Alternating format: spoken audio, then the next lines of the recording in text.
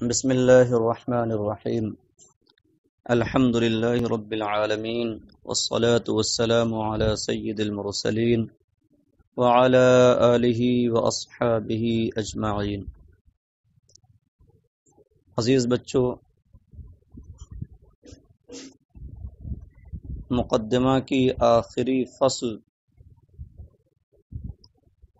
تقریباً مکمل ہو رہی ہے۔ اس فصل میں آپ نے منصرف اور غیر منصرف کا بیان پڑھا اور غیر منصرف کی تفصیل میں اسباب منع صرف پر تفصیلی گفتگو آپ نے پڑھی، اور اس سے پہلے کے سبق میں تمام اسباب منع صرف کی تفصیل بیان ہو چکی۔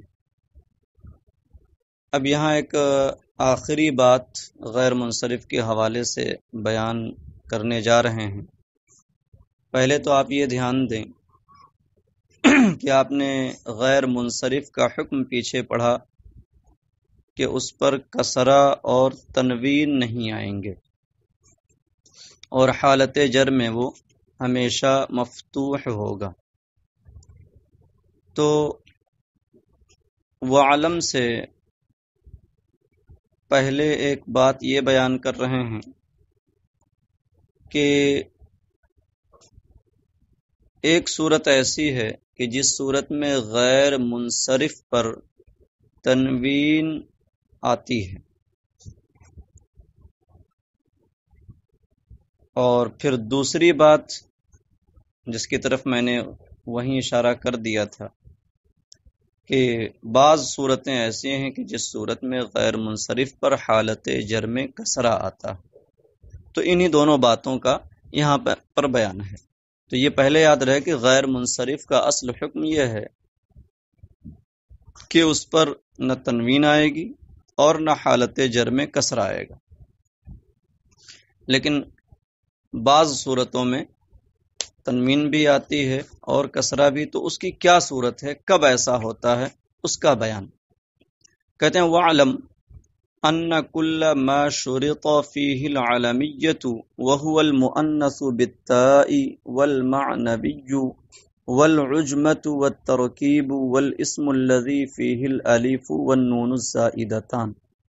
أَوْ لَمْ يُشْتَرَطْ فِيهِ ذَلِكَ وَاجْتَمَعَ مَعَ سَبَبٍ وَاحِدٍ فَقَطْ وَهُوَ الْعَلَمُ الْمَعْدُولُ وَوَزْنُ الْفِعْلِ إِذَا نُكِّرَ صُرِفَ۔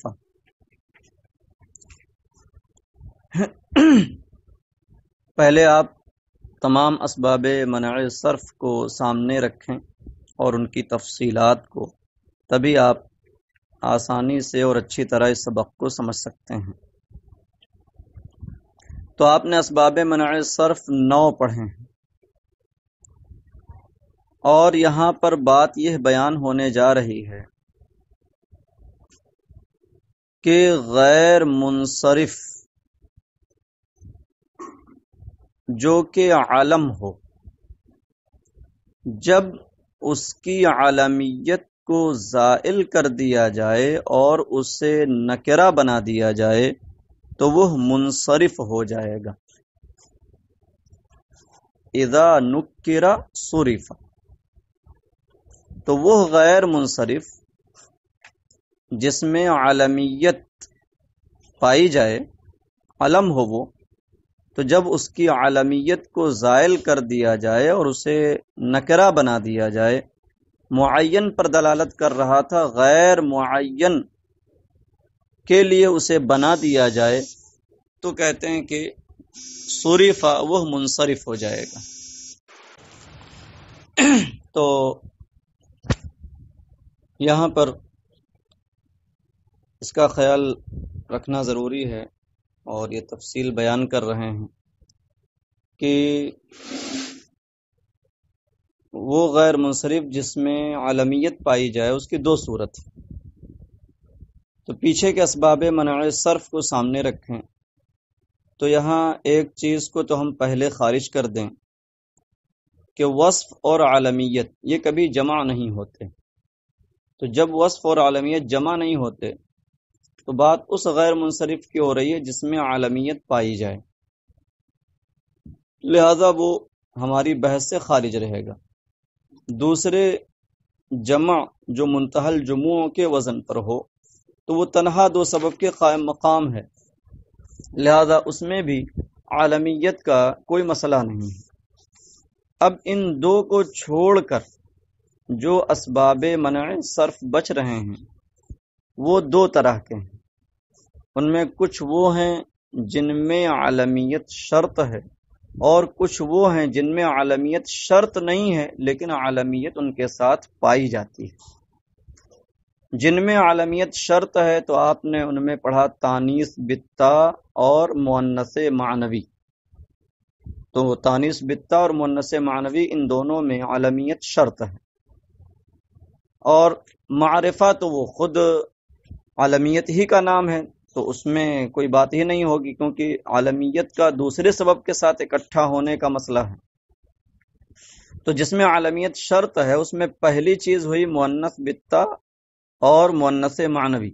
دوسری چیز آپ نے عجمہ میں پڑھا ہے کہ علم ہونا شرط ہے۔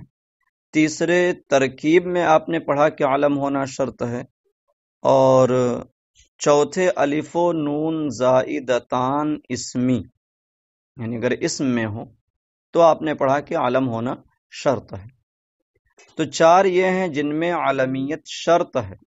تو ظاہر سی بات ہے کہ ان اسباب کے ساتھ عالمیت پائی جائے گی اور اسم غیر منصرف ہوگا۔ اور دو سبب ایسے ہیں کہ جن میں عالمیت شرط نہیں ہے مگر عالمیت پائی جاتی ہے، جمع ہوتی ہے۔ ایک ہے عدل اور دوسرے ہے وزن فعل۔ تو اب جس میں عالمیت شرط ہو وہ بھی اور جس میں عالمیت شرط نہ ہو وہ بھی، دونوں پر یہ بات ہے کہ جب اسے نکرہ بنا دیا جائے گا تو وہ منصرف ہو جائے گا۔ کہتے ہیں وَعْلَمْ أَنَّ كُلَّ مَا شُرِطَ فِيهِ الْعَالَمِيَّةُ، اور جاننا چاہیے کہ ہر وہ اسم جس میں عالمیت شرط ہو، وَهُوَ الْمُؤَنَّثُ بِالتَّاءِ، کہتے ہیں اور جس میں عالمیت شرط ہے وہ ہیں کون کون؟ کہتے ہیں مؤنث بالتا، مؤنث معنوی، عجمہ، ترکیب، والاسم الذی فیہ الالف والنون الزائدتان، اور وہ اسم جس میں الف و نون زائدتان ہو۔ او لم یشترط فیہ ذالک واجتمع مع سبب واحد فقط، یا اس میں عالمیت کی شرط نہ ہو اور فقط ایک سبب کے ساتھ عالمیت جمع، اور یہ ہیں کون؟ کہتے ہیں وَهُوَ الْعَالَمُ الْمَعْدُولُ وَوَزْنُ الْفِعْلِ، اور یہ وہ عالم ہے جس میں عدل پایا جائے یا وزن فعل پایا جائے۔ اِذَا نُكِّرَ صُرِفَ، انا کا اسم ہے کُلَّ مَا شُرِطَ فِيهِ الْعَالَمِيَّةُ، اور اس کی خبر یہ پورا جملہ اِذَا نُكِّرَ صُرِفَ، جب اسے نکرہ بنا دیا جائے تو وہ منصرف ہو جائے گا۔ تو اب یہاں دو قسمیں ہو گئیں، ایک وہ جس میں عالمیت شرط ہے اور دوسرے وہ جس میں عالمیت شرط نہیں ہے، فقط ایک سبب کے ساتھ جمع ہوئی ہے۔ تو دونوں میں کہہ رہے ہیں اذا نکرہ صرفا، جب ایسے اسم کو نکرہ بنا دیا جائے تو وہ منصرف ہو جائے گا۔ پہلی بات یہاں یہ جاننی ضروری ہے کہ نکرہ بنانے کی صورت کیا ہوتی ہے، عالم کو نکرہ کیسے بنائیں گے؟ تو دھیان دیں، عالم کو نکرہ بنانے کا مطلب یہ ہوتا ہے کہ کسی شخص کا جو خاص نام ہے وہی عالم کہلاتا ہے۔ تو کبھی ایسا ہوتا ہے کہ ایک نام کے کئی لوگ ہوتے ہیں، مثلا عمر نام کے، عمر نے بلکہ عمر لیں کیونکہ عمر تو خود ہی منصرف ہے، عمر نام کے کئی لوگ ہیں ایک جگہ پر۔ تو اب بولنے والا اگر ان میں سے معین شخص کو مراد لے گا تو ایسی صورت میں یہ عمر عالم ہوگا، لیکن عمر نام بول کر کے ان میں سے کوئی ایک مراد لیا جائے، کوئی معین نہیں، ان میں سے کوئی ایک، تو ظاہر سی بات ہے کہ جب ایک نام کے مثلا 3 لوگ ہیں 4 لوگ ہیں اور آپ وہ نام بول کر کے مراد لے رہے ہیں ان میں سے کوئی ایک، تو ظاہر سی بات ہے کہ عالمیت نہیں رہ گئی، کیونکہ عالمیت تو تعین کا نام ہے، شخص معین کے لیے ہو تب عالمیت ہے، اور یہاں پر آپ شخص معین نہیں مراد لے رہے ہیں، ایک شخص نہیں بلکہ ان میں سے کوئی ایک۔ تو جب عالمیت اس طریقے سے زائل ہو گئی، اور جب عالمیت زائل ہو گئی تو اب وہ منصرف ہو جائے گا، غیر منصرف نہیں رہے گا۔ تو ایک صورت یہ ہوتی ہے کہ اس عالم سے خاص شخص مراد نہ لیا جائے بلکہ اس نام کے چند لوگوں میں سے کوئی ایک، اور دوسری صورت نکرہ بنانے کی یہ ہوتی ہے کہ وہ عالم جس وصف میں مشہور ہے اس وصف سے متصف کوئی بھی شخص مراد لے لیا جائے۔ جیسے بڑا مشہور شعر اردو میں آپ بولتے اور سنتے ہیں کہ ہر دور میں اٹھتے ہیں یزیدی فتنے، ہر دور میں شبیر جنم لیتے ہیں۔ تو یزید ایک خاص شخص کا نام تھا، شبیر حضرت امام حسین رضی اللہ تعالی عنہ کا عالم پاک ہے۔ لیکن اس شعر میں جو شاعر کہہ رہا ہے کہ ہر دور میں اٹھتے ہیں یزیدی فتنے، ہر دور میں شبیر جنم لیتے ہیں، تو ظاہر سی بات ہے یہاں خاص عالم نہیں مراد ہے، بلکہ یزید کی جو صفت تھی ظلم و جبر کی، وہ صفت مراد ہے، اور اس صفت کے جو فتنے پائے جائیں انہی فتنوں کو شاعر نے یزیدی فتنے کہا، اور ان فتنوں کی سرکوبی کے لیے، ان کے مقابلے کے لیے جو شخص اٹھ کھڑا ہو اور اس کا قلع قمع کرنے کے لیے تیار ہو جائے اسی کو شبیر نام دیا گیا ہے۔ ایسے ہی عربی زبان میں ایک مقولہ ہے لِكُلِّ فِرْعَوْنٍ مُوسیٰ، کہ ہر فرعون کے لیے ایک موسیٰ ہے۔ تو ظاہر سی بات ہے کہ فرعون ہر کہاں، فرعون تو ایک خاص شخص کا لقب ہوا کرتا تھا، لیکن یہاں پر کہ فرعون کے اندر جو باطل پرستی کی صفت تھی وہ صفت مراد لی گئی اور اس سے متصف ہر شخص کو فرعون کہہ دیا گیا۔ ویسے ہی موسیٰ ہر حق پرست کا نام دے دیا گیا جو باطل پرستی کا قلع قمع کرے، اس کا رد کرے، اس کا ڈٹ کر مقابلہ کرے۔ تو لِكُلِّ فِرْعَوْنٍ مُوسیٰ کا معنی ہو جائے گا لِكُلِّ مُبْطِلٍ مُحِقٌ، ہر باطل پرست کے لیے ایک حق پرست ہے۔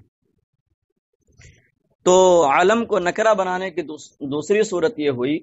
کہ عالم جس وصف میں مشہور تھا اس وصف سے متصف کوئی بھی شخص مراد لیا جائے۔ تو جب عالم کو اس طرح نکرہ بنا دیا جائے، اس کی عالمیت زائل کر دی جائے، تو اب وہ جب عالمیت ختم ہو گئی تو عالمیت باقی نہ رہی، لہذا وہ اب منصرف ہو جائے گا۔ کہتے ہیں اذا نکرہ صرفا، جب اسے نکرہ بنا دیا جائے تو وہ منصرف ہو جائے گا۔ منصرف ہونے کا مطلب یہ ہوا کہ اس پر تنوین بھی آئے گی اور کسرہ بھی آئے گا۔ اما فی القسم الاول فلبقاء الاسم بلا سبب، تو اب یہاں وجہ بیان کرنا چاہتے ہیں کہ ایسے عالم کو جب نکرہ بنا دیا جائے تو منصرف ہو جاتا ہے، ایسا کیوں؟ کہتے ہیں لیکن پہلی قسم میں تو اسم کے بغیر سبب کے باقی رہنے کی وجہ سے، وَأَمَّا فِي الثَّانِي فَلِبَقَائِهِ عَلَى سَبَبٍ وَاحِدٍ، لیکن دوسری قسم میں تو اسم کے ایک سبب پر باقی رہنے کی وجہ سے۔ اور ظاہر سی بات ہے کہ جب اسم کے اندر کوئی سبب منع صرف نہ پایا جائے تو بھی غیر منصرف نہ ہوگا، اور فقط ایک پایا جائے تو بھی غیر منصرف نہ ہوگا۔ غیر منصرف ہونے کے لیے دو سبب کا ہونا ضروری ہے۔ تو پہلی قسم میں یہ کہہ رہے ہیں کہ اسم کے بلا سبب باقی رہنے کی وجہ سے، اس کا کیا مطلب؟ بھئی عالمیت زائل کر دی گئی تو مؤنث ہونا یا عجمہ ہونا یا ترکیب یا الف و نون زائدتان تو اس کے اندر باقی ہیں، تو جب وہ باقی ہیں تو پھر اسم بلا سبب کہاں رہ گیا؟ اس میں ایک سبب تو باقی ہے۔ تو اس کا مطلب سمجھ لیں، اسی لیے یہاں انہوں نے تفصیل کی تھی اوپر کہ جس میں شرط ہو اور جس میں شرط نہ ہو۔ دیکھیے شرط ہونے کی وجہ سے معاملہ یہ تھا کہ مؤنث بالتا یا مؤنث معنوی یا عجمہ یا ترکیب یا الف و نون زائدتان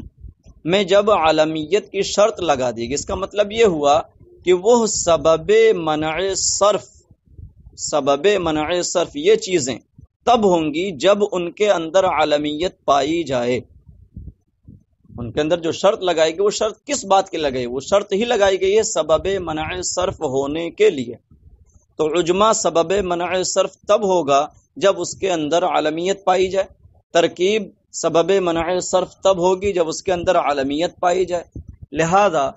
جب علمیت کو زائل کر دیا جائے گا تو نہ اب اس عجمہ کا عجمہ ہونا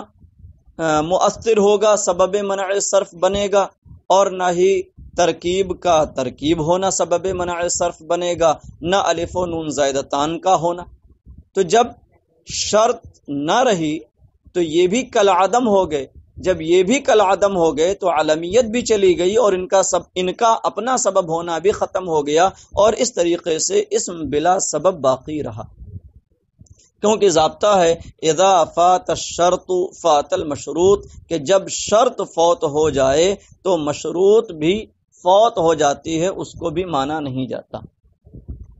تو بھلے وہ چیز پائی جائے، مثلا نماز کے لیے طہارت شرط ہے، وضو شرط ہے۔ اب اگر کوئی شخص وضو نہ کرے اور نماز پڑھ لے تو اس نے ارکان نماز کو ادا کر لیا، لیکن طہارت نہیں پائی گئی، وضو نہیں پایا گیا، اس لیے اس کے ارکان نماز کا اعتبار نہیں ہوگا اور اس کی نماز نہیں ہوگی۔ جبکہ یہاں ارکان نماز تو وجود میں آ چکے ہیں، لیکن کیا ہوا کہ شرط نہیں پائی گئی، اس لیے جس کے لیے شرط ہے مشروط جو ہے اس کا بھی اعتبار نہ ہوگا۔ تو یہی حال ہے ان اسباب کا جن کے اندر علمیت شرط ہے، کہ جب علمیت پائی جائے گی تب وہ سبب منع صرف بنیں گے، اور جب علمیت پائی جائے گی تو وہ بھی سبب منع صرف نہیں ہوں گے، اور جب وہ علمیت کے نہ ہونے کے صورت میں سبب منع صرف نہیں رہے تو علمیت بھی چلی گئی اور ان کی سببیت بھی چلی گئی، اور اس طریقے سے اسم بلا سبب کے باقی رہا۔ ہاں، دوسری قسم کہ جس میں علمیت شرط نہ ہو، فقط ایک سبب کے ساتھ جمع ہو، تو چونکہ شرط نہیں تھی لہذا جب علمیت زائل ہو جائے گی تو وزن فعل ہونا یا عدل ہونا جو پہلے سے تھا وہ اب بھی برقرار رہے گا، لہذا وہ عالم فقط ایک سبب کے ساتھ باقی رہا، اور ایک سبب کی بنیاد پر کوئی اسم غیر منصرف نہیں ہوتا، غیر منصرف ہونے کے لیے دو سبب چاہیے۔ تو وہی کہہ رہے ہیں کہ اما فی القسم الاول، لیکن اول قسم میں یعنی جس کے اندر علمیت شرط تھی، فلبقاء الاسم بلا سبب، تو اسم کے بغیر سبب کے باقی رہنے کی وجہ سے، واما فی الثانی فلبقائه علی سبب واحد، اور لیکن دوسری قسم میں تو اسم کے ایک سبب پر باقی رہنے کی وجہ سے۔ لہذا جب بھی عالم کو نکرہ بنایا جائے گا منصرف ہو جائے گا۔ تقول جاءنی طلحۃ وطلحۃ آخر، تم کہو گے جاءنی طلحۃ وطلحۃ آخر، یہاں مثال میں مقصود یہ دکھانا ہے کہ پہلا طلحہ یہ غیر منصرف ہے، لیکن جب اسی طلحہ میں ہم نے عالمیت زائل کر دی اور کہا طلحۃ آخر، میرے پاس ایک دوسرا طلحہ آیا، تو ظاہر سی بات ہے یہاں طلحۃ سے آپ نے شخص معین مراد نہیں لیا، بلکہ ایک شخص طلحہ نام کے جو کئی لوگ ہیں ان میں سے ایک کو، اور وہ بھی ایک کون جو غیر معین ہے۔ تو کہتے ہیں جاءنی طلحۃ وطلحۃ آخر، ایسے قام عمر وعمر آخر وضرب احمد واحمد آخر، تو جہاں آخر لگے گا یہ تنوین کے ساتھ پڑھا جائے گا، اور جب اس حالت میں اسے آپ حالت جر میں استعمال کر دیں گے تو اس پر تنوین بھی آئے گی۔ ایک بات اور یاد رکھیں کہ کبھی کبھی ایسی صورت نہیں ہوتی، فقط ضرورت شعری یعنی اشعار میں استعمال کیا جاتا ہے غیر منصرف کو، اور اس کی وجہ سے شعر کا وزن بگڑ رہا ہو تو اسے غیر منصرف کے بجائے منصرف پڑھ دیا جاتا ہے اور اس پر تنوین لے آئی جاتی ہے، جیسے کہ حضرت سیدہ فاطمہ رضی اللہ تعالی عنہا کا قول، یہ ان کا یہ شعر منقول ہے، صبت علی مصائب لو انہا صبت علی الایام صرن لیالیا، تو یہاں پر مصائب پڑھا جا رہا ہے جبکہ یہ مساجد کے وزن پر جمع منتہی الجمع ہے، لیکن شعر میں مصائب اسے پڑھا گیا ہے۔ تو یہ بات ہو گئی جب علم کو نکرہ بنا دیا جائے گا تو منصرف ہو جائے گا، یعنی اس پر تنوین بھی آ سکتی ہے، اور اگر حالت جر میں واقع ہو تو کسرہ بھی آئے گا۔ اب آگے فقط کسرہ داخل ہونے کی بات ہو رہی ہے، کہتے ہیں وَكُلُّ مَا لَا يَنصَرِفُ إِذَا أُضِيفَ أَوْ دَخَلَهُ اللَّامُ دَخَلَهُ الْكَسْرَةُ۔ یہاں دھیان دیں، فَدَخَلَهُ الْكَسْرَةُ لکھا ہوا ہے لیکن میں اسے دَخَلَهُ الْكَسْرَةُ پڑھ رہا ہوں فا کے بغیر۔ اس کی وجہ یہ ہے کہ ترکیب میں اذا اضیف او دخلہ اللام، یہ اذا شرط پر مشتمل ہے، متضمن بمعنی شرط ہے، لہذا اضیف او دخلہ اللام معطوف معطوف علیہ ہو کر شرط بن جائے گا، اور دخلہ الکسرۃ یہ جزا بن رہا ہے، اور جزا جب فعل ماضی ہو اور اس پر قد داخل نہ ہو تو فا لانا درست نہیں ہوتا، فا لانا جائز نہیں ہوتا، تو قاعدے کے لحاظ سے یہ دخلہ الکسرۃ ہونا چاہیے، کسی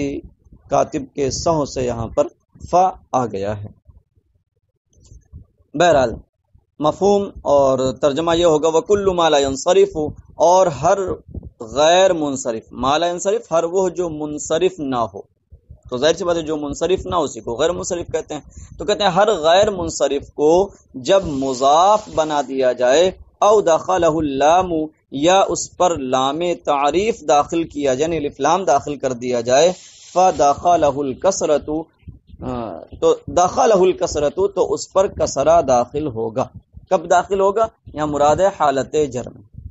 پھر ایک بار ترجمہ سن لیں، کل ما لا ينصرف اذا اضيف او دخلہ اللام، ہر غیر منصرف جب اسے کسی اسم کی طرف مضاف کر دیا جائے، او دخلہ اللام یا اس پر لام تعریف داخل ہو، دخلہ الکسرۃ تو اس پر حالت جر میں کسرہ داخل ہوگا۔ نحو مررت باحمدیکم وبالاحمدی، تو یہاں بتانا کیا ہے کہ جب غیر منصرف کو ہم مضاف بنا دیں، یعنی کوئی اس کے لیے مضاف لے آئیں یا اس پر الف لام داخل کر دیں، تو اب یہ غیر منصرف اضافت کی وجہ سے یا لام تعریف داخل ہونے کی وجہ سے اس پر کسرہ حالت جر میں لایا جائے گا، جیسے مررت باحمدیکم وبالاحمدی، الف لام بالاحمدی میں اور باحمدیکم میں احمد کو مضاف بنا دیا گیا، جیسے اللہ رب العزت کا فرمان ہے الیس اللہ باحکم الحاکمین، تو احکم یہاں پر احکم جو ہے یہ اس میں تفضیل ہے، اور اب میں بتا چکا ہوں کہ اس میں تفضیل میں وزن فعل اور وصف پائے جانے کی وجہ سے یہ غیر منصرف ہوگا، تو غیر منصرف ہے، حالت جر میں ہے باحکم الحاکمین، لیکن وہاں کسرہ آیا، کیوں؟ اس لیے کہ احکم مضاف الحاکمین کی جانب، تو جب غیر منصرف مضاف ہو جائے تو اس پر کسرہ آئے گا، یا الف لام داخل ہو، جیسے احادیث، حدیث کی جمع احادیث، تو اب یہ احادیث جو ہے مصابیح کے وزن پر ہے، یہ بھی منتہی الجموع ہے، لہذا یہ بھی غیر منصرف، لیکن قرآن مجید میں من تأویل الاحادیث، تو الف لام داخل ہوا تو اس پر کسرہ آ گیا۔ تو یاد رکھیں کہ جب بھی غیر منصرف کو مضاف بنا دیا جائے یا اس پر لام تعریف لایا جائے تو اس پر کسرہ حالت جر میں داخل ہوگا۔ تو یہ غیر منصرف کی بحث مکمل ہو گئی، اور آپ حضرات اس چھٹی کے دوران منصرف اور غیر منصرف کی تعریف اور دونوں کا حکم لکھ ڈالیں، اور یہ جتنے اسباب منع صرف بیان ہوئے ہیں ان سب کو اپنی اپنی کاپیوں میں نوٹ کر لیں، اور پھر بقرعید مکمل ہونے کے بعد، یعنی کہ سنیچر اتوار دوشنبہ تک بقرعید ہے، منگل چھوڑ کر کے بدھ تک یعنی آج ہی کے دن ایک ہفتہ کے بعد یہ سارے اسباق آپ لوگ گروپ میں ضرور بھیجیں، اور بقرعید سامنے ہے، اسے بڑی ہی خوش اسلوبی کے ساتھ منائیں، موجودہ حالات کا جو تقاضا ہے اس کا بھی آپ لوگ لحاظ رکھیں کہ صاف صفائی کا خیال رکھیں، اور نماز عید الاضحیٰ کے حوالے سے جو حکومتی گائیڈ لائن ہے اور ساتھ میں اپنے علماء کی جو ہدایات ہیں ان کو سامنے رکھتے ہوئے عید الاضحیٰ کی نماز ادا کریں، اپنے قربانیاں کریں، اور کسی طریقے کا بھی ایسا معاملہ پیش نہ آنے پائے ہماری آپ سب کی جانب سے کہ جس کی وجہ سے کسی طرح کہ کسی کو بھی کوئی دقت ہو، نہ اپنے آپ کو ہم ضرر پہنچائیں نہ دوسرے کو۔ اللہ کے رسول صلی اللہ علیہ وسلم کا فرمان ہے لا ضرر ولا ضرار، نہ ضرر اٹھانا ہے اور نہ ضرر پہنچانا ہے۔ تو بڑے ہی خوش اسلوبی کے ساتھ عید الاضحیٰ ادا کریں۔ اللہ تبارک و تعالی آپ سب کو، آپ کے تمام اہل خانہ کو، پورے عالم اسلام کو عید الاضحیٰ کی مسرتیں مبارک فرمائے، ہم سب کو اس ماہ مبارک کی رحمتوں و برکتوں سے مالا مال فرمائے، اور بالخصوص اس ماہ ذی الحجہ کے صدقے میں، قربانیوں کے صدقے میں، اور حضرت سیدنا ابراہیم و اسماعیل علیہم السلام اور پیارے نبی، پیارے آقا حضور نبی رحمت صلی اللہ تعالی علیہ وسلم کے صدقے میں اس عالمی وبا سے ہم سب کو محفوظ رکھ